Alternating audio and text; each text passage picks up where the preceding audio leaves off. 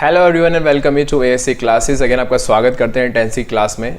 आज हम बात कर रहे हैं परफेक्ट टेंसेस को लेके। चलिए शुरू करते हैं। देखिए इन टुडेज़ क्लास आज हम बात कर रहे हैं परफेक्ट टेंसेस, जैसे कि मैं आपको क्लियर कर चुका हूँ। परफेक्ट टेंसेस के बारे में जानना क्या है आपको। सबसे पहले ये कैसे एक्शंस होते हैं, डन एक्शंस, डन या कंप्लीटेड एक्शंस, कंप्लीटेड या फिर डन एक्शंस, ठीक है, यह आपको ध्यान रखना है, पहली बात। दूसरी बात ध्यान रखना है, ये वन टाइम एक्शंस होते हैं, यूजुअली वन टाइम एक्शंस, और डेफिनेट टेंस की कैटेगरी में आते हैं। जैसे कॉन्टिन्यूस आता है ना डेफिनेट टेंस की कैटेगरी में, ऐसे ये भी डेफिनेट टेंस की कैटेगरी में आते हैं, ठीक है। चलिए देखिए आगे।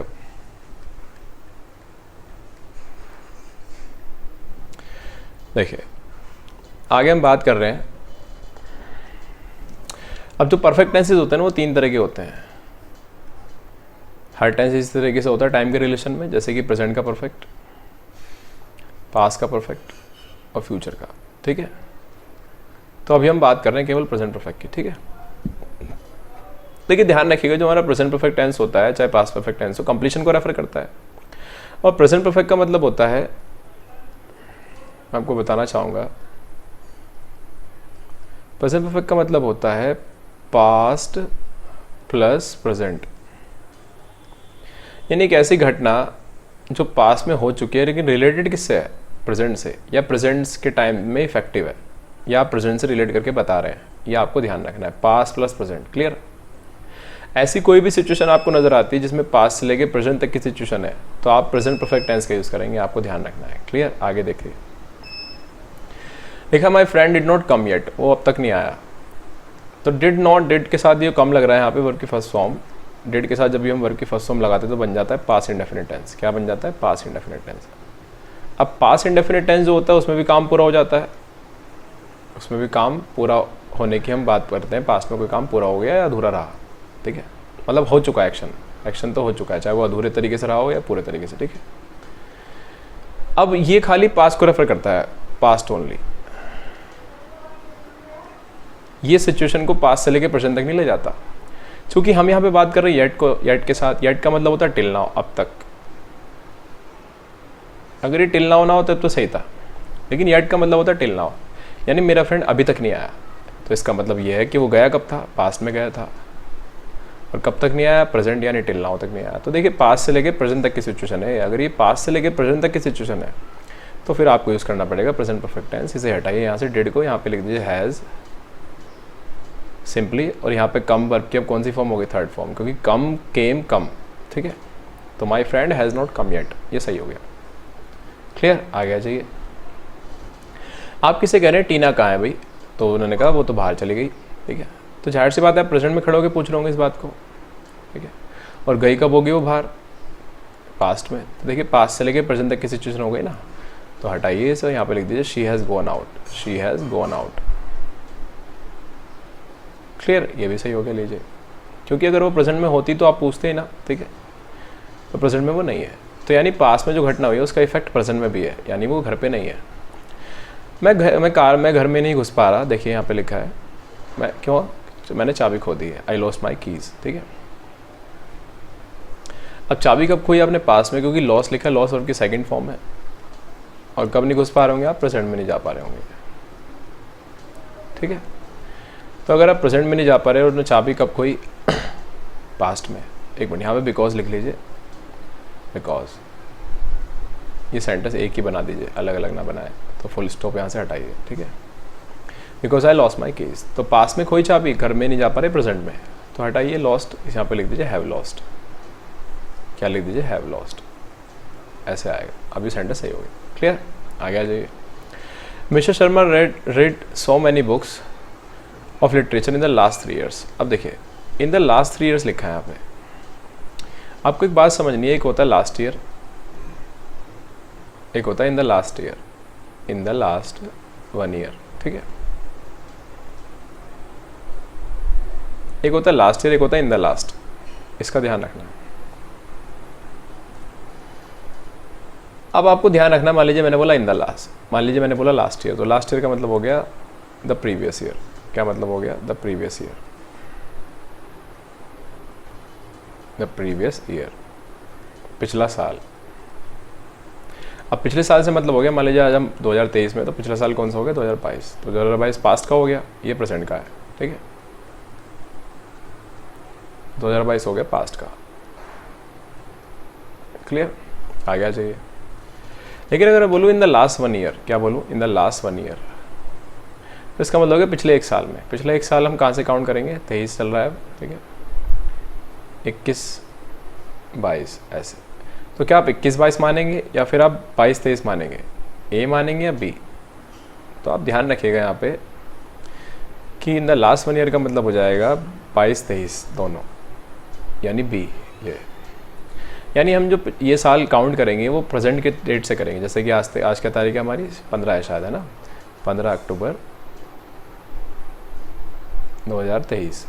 तो यहाँ से काउंट करेंगे हम, तो ये प्रेजेंट का ईयर हो गया। तो जब हम पास में जाएंगे तो क्या बैठेगी तारीख? 15 अक्टूबर 2022, ठीक है। तो देखिए प्रेजेंट का ईयर भी आ गया, इसमें पास्ट का ईयर भी आ गया। तो यहाँ से काउंट करेंगे, इसका मतलब हो गया the previous 365 days, the previous 365 days, पिछले 365 दिन, ठीक है। तो ये पास्ट से लेके प्रेजेंट तक की सिचुएशन होती है। कभी भी लिखा हो इन the last 3 years, in the last 2 years, in the last 1 year, ऐसे। तो ये पास्ट से लेके प्रेजेंट तक की सिचुएशन होती है। अगर पास्ट से लेके प्रेजेंट तक की सिचुएशन है तो अभी मैंने आपको क्या बताया था? Present perfect tense. तो यहाँ पे हटाइए, यहाँ पे सिंपली कर दीजिए हैज़ रेड। अब रेड हो जाएगी इसकी प्रोनाउंसिएशन, ठीक है। थर्ड फॉर्म हो गई अब ये, ठीक है। तीनों फॉर्म सेम होती है, प्रोनाउंसिएशन अलग होती है।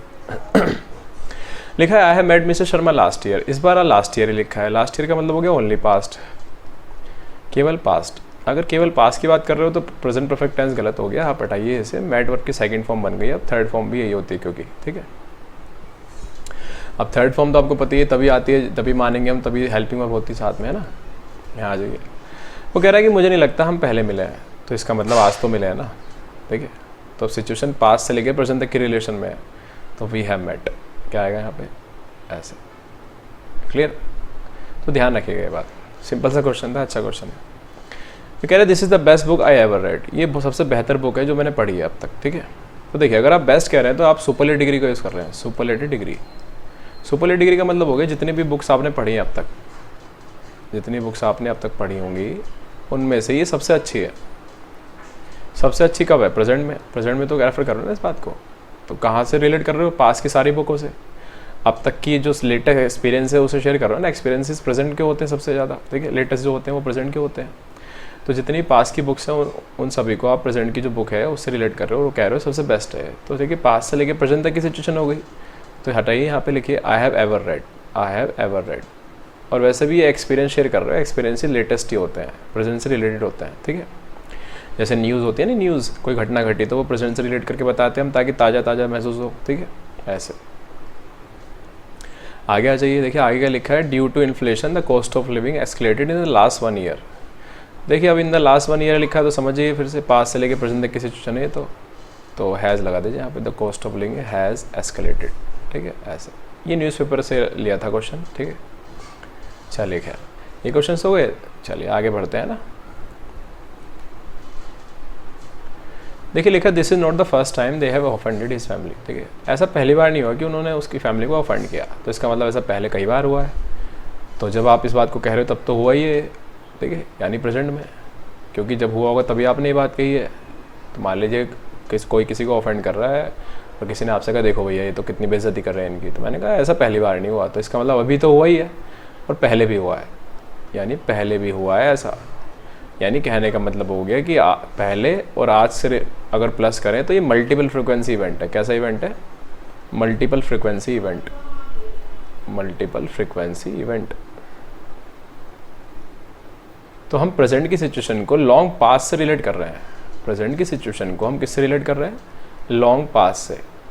यह आपको ध्यान रखना है, ठीक है। ऐसे तो जैसे ही मैंने स्टेटमेंट पढ़ी this is not the first time, तो मुझे नजर आई ये बात कि मल्टीपल फ्रिक्वेंसी इवेंट है।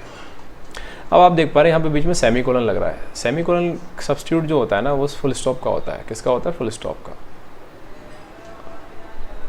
जिस तरीके से हम मान लीजिए एलिमेंट्स को कनेक्ट करें तो हम ऐसे बोलते हैं ए, एक मिनट सुनिए, ए एंड बी एंड सी ऐसे ऐसे कनेक्ट करते हैं ना, लेकिन नहीं ऐसे तो नहीं करते हम क्या करते हैं, एंड की बजाय हम क्या करते हैं, कॉमा लगा देते हैं। तो कहने का मतलब ये हो गया कि कॉमा जो होता है वो एंड का सब्स्टिट्यूट होता है, ठीक है।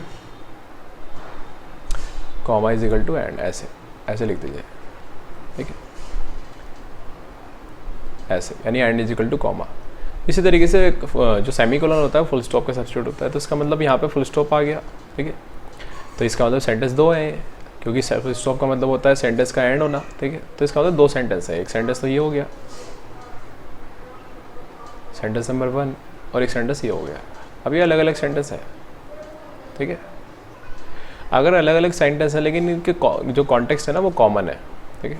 तो हम ये जो बात आगे कह रहे हैं, they have offended his family, हमें ये पीछे वाली जो बात लिखी है this is not the first time, इससे रिलेट करना है इसे। अब चूँकि अलग अलग सेंटेंस है, चूँकि पिछली वाली स्टेटमेंट को पढ़ के मुझे ये लग रहा है जो सेंटेंस नंबर 1 में लिखी है कि ये काम मल्टीपल फ्रिक्वेंसी का है, ठीक है। ऐसा पहली बार नहीं हुआ, तो इसका मतलब पहले भी कई बार हुआ है जिसके बारे में बात कर रहे हैं, जिस भी एक्शन को लेके, तो मल्टीपल फ्रिक्वेंसी इवेंट है। तो इस एक्शन को सेंटेंस नंबर 2 को सेंटेंस नंबर 1 से रिलेट करने के लिए आपको फ्रीक्वेंसी रेफर करनी पड़ेगी, काम पहले भी कई बार हुआ है, मल्टीपल फ्रिक्वेंसी। तो फ्रीक्वेंसी वर्ड आपको लगाना पड़ेगा यहाँ पे, ऑलवेज लगा दीजिए, ऑफन लगा दीजिए, इस तरीके से। तो कहने का मतलब जो हमारे फ्रीक्वेंसी वर्ड्स होते हैं ना, ऑफन, ऑलवेज, सेल्डम वगैरह, इनका यूज़ आप प्रेजेंट परफेक्ट टेंस में भी कर सकते हो, लेकिन जब आपको सिचुएशन ये रेफर करनी हो कि आज जो घटना हुई है वो पहले भी कई बार हो चुकी है, ऐसे। अदरवाइज रट मत लेना कि ऑलवेज ऑफन का यूज़ तो इंडेफिनिट टेंस में होता है। इंडेफिनिट टेंस में होता है, वहाँ पे सिर्फ हम रेगुलरिटी एक्सप्रेस करते हैं कि काम रोज़ाना होता है, हमेशा होता है, कभी कभी होता है, ऐसे। यहाँ पे चीज़ें अलग है, यहाँ पे हम रेफर कर रहे हैं कि आज जो घटना घटी है वो पहले भी घट चुकी है, हम पहले की बात कर रहे हैं। वहाँ पे चीज़ें ऐसे होती हैं कि आज हुई, फिर आगे हुई, फिर आगे हुई। तो इंडेफिनिट में ऐसे होता है, आगे की तरफ जाती हैं चीज़ें। यहाँ पे हम सिचुएशन अलग अलग रेफर कर रहे हैं, तो हमें यहाँ पे फ्रीक्वेंसी वर्ड लगाना पड़ा। आगे आ जाइए, आगे भी सेंटेंस यही लिखा है देखिए, लेकिन ये सेंटेंस एक ही है इस बार, एक sorry for that, full stop लगा दीजिए यहाँ पे। ये सेंटेंस एक ही और कनेक्टेड है कंजंक्शन से। अगर कंजंक्शन से कनेक्टेड है सेंटेंस एक ही है, फुल स्टॉप भी एक लग रहा है। तो अब यहाँ पे क्या फ्रीक्वेंसी लगाने की ज़रूरत है, बिकॉज फ्रीक्वेंसी हम तब लगा रहे थे जब हम पहली वाली बात से रिलेट कर रहे थे इसे, बिकॉज ये तो this is not the first time है, इससे हम रिलेट कर रहे थे, लेकिन ये तो इसी सेंटेंस का पार्ट है इस बार। अगर ये इसी सेंटेंस का पार्ट है तो हमें रिलेट करने की ज़रूरत ही नहीं है, तो यहाँ से ऑलवेज हटा दीजिए, क्योंकि जो काम यहाँ पे ऊपर वाले सेंटेंस में ऑलवेज कर रहा था वो काम यहाँ पे खुद ये फ्रेज कर रही है, this is not the first time, खुद ही, क्योंकि इसी सेंटेंस का पार्ट है। क्लियर, यहाँ पे आपको लगाना नहीं है ऑलवेज नेवर का, सेल्डम का, इस तरीके से। तो ध्यान रखिएगा जब सेमीकोलन लग रहा है तो आपको फ्रीक्वेंसी वर्ड्स का यूज़ करना पड़ेगा अकॉर्डिंगली। आप हमेशा कहना चाहते तो ऑलवेज बोल दीजिए, आप कहना चाहते हैं ऑलमोस्ट ऑलवेज तो ऑफन का यूज़ कर लीजिए, आप कहना चाहते हैं कभी नहीं हुआ तो नेवर का यूज़ कर लीजिए, अदरवाइज सेल्डम का यूज़ कर लीजिए, है ना, इस तरीके से। सो नोट बना के लिखिएगा कि जो हमारे ऑलवेज हुआ है, सेल्डम है, ऑफन है, नेवर है, इनका यूज़ हम करते हैं प्रेजेंट परफेक्ट टेंस में प्रेजेंट को रिलेट करने के लिए विद लॉन्ग पास्ट। क्लियर, चलिए आगे जाइए। एक पॉइंट और आता है, एक तरह क्वेश्चन हो रहा था, लिखा है I have never heard such an interesting story in my whole life. तो मैंने कभी इस तरह की इंटरेस्टिंग स्टोरी मेरी पूरी ज़िंदगी में नहीं सुनी। तो पूरी ज़िंदगी का मतलब हो गया अब तक, प्रेजेंट तक। तो देखिए पास्ट से लेकर प्रेजेंट तक की सिचुएशन हो गई, तो पास्ट से लेकर अगर प्रेजेंट तक की सिचुएशन है तो प्रेजेंट परफेक्ट टेंस आना चाहिए, परफेक्ट टेंस लिखा ही है यहाँ पे, वो तो सही है। लेकिन अगर हमने यहाँ पे नेवर यूज़ कर रखा है फ्रीक्वेंसी वर्ड, जो कि हम हर्ड को रेफर कर रहे हैं इससे, ठीक है, हम कह रहे हैं कभी नहीं सुना। कभी नहीं का मतलब हो गया ना पास्ट में सुना ना आज सुना प्रेजेंट में, तो हमने पास्ट और प्रेजेंट दोनों को निगेट कर दिया। क्या सच में हम ऐसे ही है कि हमने पास्ट में भी नहीं सुना और प्रेजेंट में भी नहीं सुना? तो ध्यान से अगर आप पढ़ेंगे तो आप जानेंगे कि प्रेजेंट में तो सुना हमने, तभी तो हमने कहा कि इतनी इंटरेस्टिंग स्टोरी है। तो इसका मतलब हमने प्रेजेंट में सुना लेकिन पास्ट में नहीं सुना। तो इस तरह की सिचुएशन अगर कभी आपको नज़र आए नेवर के साथ परफेक्ट टेंस लिखा हो, ठीक है, या परफेक्ट टेंस में नेवर लगा हुआ हो, और आपको नज़र आता है कि ये काम पास्ट में तो नहीं हुआ लेकिन प्रेजेंट में हुआ, तो फिर नेवर के साथ बिफोर लगाना पड़ेगा आपको। तो यहाँ पे नेवर के साथ क्या लगा दीजिए, बिफोर, ठीक है। I have never heard certain interesting story in my whole life before, यानी पहले नहीं सुनी लेकिन आज सुनी है। क्लियर, आगे आ जाइए। आगे लिखा है they have never visited the Taj Mahal. एक मिनट, द ताज लिख लीजिए आप। I have never visited the Taj Mahal before but they will be there soon. They have never visited the Taj Mahal before but they will be there soon. अब यहाँ पे ध्यान दीजिए, यहाँ पे आप कह रहे हैं कि वो कभी नहीं गए, कभी विजिट नहीं किया उन्होंने, तो इसका मतलब यहाँ पे नेवर के साथ तो बिफोर लग रहा है। नेवर के साथ बिफोर का मतलब हो गया कि ये काम पास्ट में तो हुआ नहीं लेकिन प्रेजेंट में हुआ है। क्या सच में देखना ये प्रेजेंट में हुआ है? बिकॉज आगे वो कह रहे हैं कि वो जल्दी वहाँ जाएंगे, तो इसका मतलब वो तो फ्यूचर में जाएंगे, तो इसका मतलब ना तो ये काम प्रेजेंट में हुआ ना पास में हुआ, तो दोनों में तो हुआ नहीं, तो बिफोर की ज़रूरत नहीं है हमें, तो हटा दीजिए यहाँ से बिफोर। ठीक है, यहाँ से रिमूव, सिंपली लिखिए they have never visited the Taj Mahal but they will be there next week. Clear? तो इस तरह के क्वेश्चंस आपको नज़र आते हैं, इन पे ध्यान दीजिएगा। आगे बढ़िए। सो देखिए क्लास को यहीं पे विराम देते हैं अब हम। क्लियर? बेहतर तरीके से आप इसे रिवीजन में लीजिएगा, फिर आपसे मुलाकात करेंगे। तब तक के लिए थैंक यू सो मच।